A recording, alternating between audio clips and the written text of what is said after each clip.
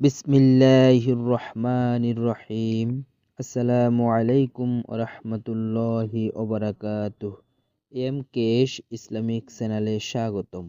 প্রিয় মুসলিম ভাই ও বোনেরা, আজ আমরা কিয়ামতের 10টি বড় আলামত নিয়ে আলোচনা করব ইনশাআল্লাহ। কিয়ামত আরবি শব্দ, এর অর্থ উঠে দাঁড়ানো। এটি আরবি কিয়াম শব্দ থেকে এসেছে। নির্ধারিত সময় এলেই কিয়ামত সংঘটিত হবে। মহান আল্লাহ তাআলা কিয়ামত সংগঠনের দায়িত্বশীল ফেরেশতাদেরকে সিংহায় ফুৎকার দিতে নির্দেশ দিবেন। এক আঘাতে সব চূর্ণ বিচূর্ণ হয়ে যাবে, আর আকাশ বিদীর্ণ হয়ে যাবে, গ্রহ নক্ষত্র খসে পড়বে, গোটা পৃথিবী অন্ধকার হয়ে যাবে। কিয়ামত একবারে আসবে না। কিয়ামত যে দিন দিন নিকটবর্তী হচ্ছে তা মানুষ বুঝতে পারবে। রাসূলুল্লাহ সাল্লাল্লাহু আলাইহি সাল্লামের আগমন কিয়ামতের অন্যতম একটি আলামত। এরপর বেশ কিছু ছোট ছোট আলামত প্রকাশ পেলেও কিয়ামত যখন কাছাকাছি আসবে তখন বড় বড় কিছু আলামত পাওয়া যাবে, যার মধ্যে 10টি অন্যতম। ১.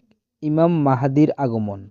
দুনিয়ার জুলুম নির্যাতন থেকে মানুষকে উদ্ধার করার জন্য একজন পথ প্রদর্শক নেতা আসবেন, যাকে আরবিতে বলা হয় ইমাম মাহদী। এ ব্যাপারে রাসূলুল্লাহ সাল্লাল্লাহু আলাইহি সাল্লাম বলেছেন, মাহদী আসবে আমার বংশধর হতে। তার কপাল হবে উজ্জ্বল এবং নাক হবে উঁচু। পৃথিবী থেকে জুলুম নির্যাতন দূর করে দিয়ে ন্যায় ইনসাফ দ্বারা তা ভরে দিবেন। 7 বছর পর্যন্ত তিনি রাজত্ব করবেন। আবু দাউদ 6612। ২. দাজ্জালের আগমন। মানবজাতির জন্য দাজ্জালের চেয়ে অধিক বড় বিপদ আর নেই। বিশেষ করে সেই সময় যেসব মুমিন জীবিত থাকবেন তাদের জন্য ঈমান নিয়ে টিকে থাকা অত্যন্ত কঠিন হয়ে পড়বে। নবীজি সাল্লাল্লাহু আলাইহি সাল্লাম দাজ্জালের ফিতনার ব্যাপারে সতর্ক করেছেন এবং তার অনিষ্ট থেকে বাঁচার উপায়ও বলে দিয়েছেন। একদা নবী সাল্লাল্লাহু আলাইহি সাল্লাম দাঁড়িয়ে আল্লাহর যথাযোগ্য প্রশংসা করলেন, অতঃপর দাজ্জালের আলোচনা করতে গিয়ে বললেন, আমি তোমাদেরকে তার ফিতনা থেকে সাবধান করছি। সকল নবী তাদের উম্মতকে দাজ্জালের ভয় দেখিয়েছেন, কিন্তু আমি তোমাদের কাছে দাজ্জালের একটি পরিচয় কথা বলবো যা কোনো নবী তার উম্মতকে বলেননি। তা হলো দাজ্জাল অন্ধ হবে, আর আমাদের মহান আল্লাহ অন্ধ নন। তিরমিজি কিতাবুল ফিতান। ৩. ঈসা ইবনে মারিয়াম আলাইসাল্লামের আগমন।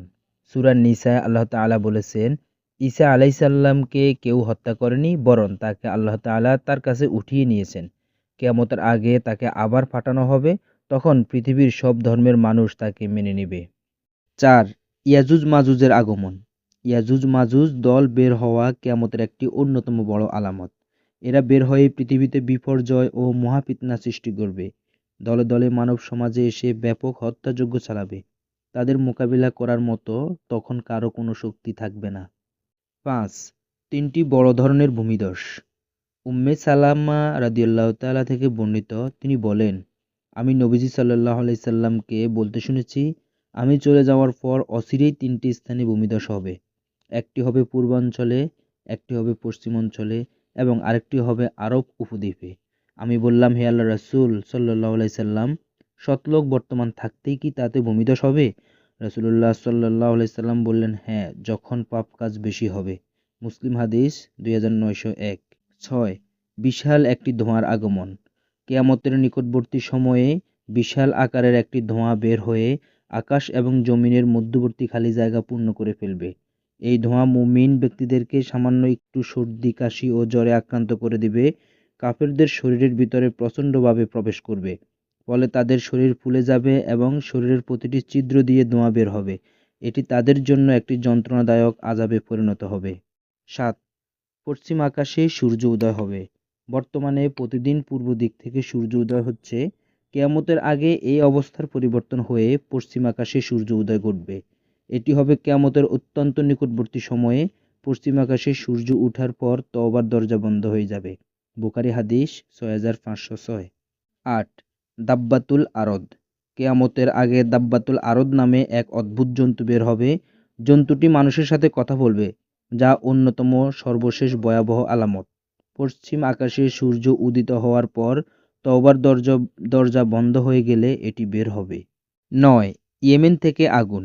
কিয়ামতের পূর্বে ইয়েমেনের আদন নামক স্থানে গর্ত থেকে একটি ভয়াবহ আকারের আগুন বের হয়ে মানুষকে হাসরের দিকে একত্রিত করবে। আবু দাউদ 4311। ১০. কোমল ও ঠান্ডা বাতাসের মাধ্যমে মুমিনদের রূহ কবজ। কিয়ামতের আগে একটি বাতাস এসে মুমিনদের জান কবজ করে নেবে।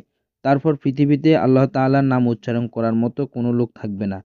নিকৃষ্ট লোকেরাই বেঁচে থাকবে, তাদের উপর কিয়ামত প্রতিষ্ঠিত হবে। মুসলিম হাদিস 117।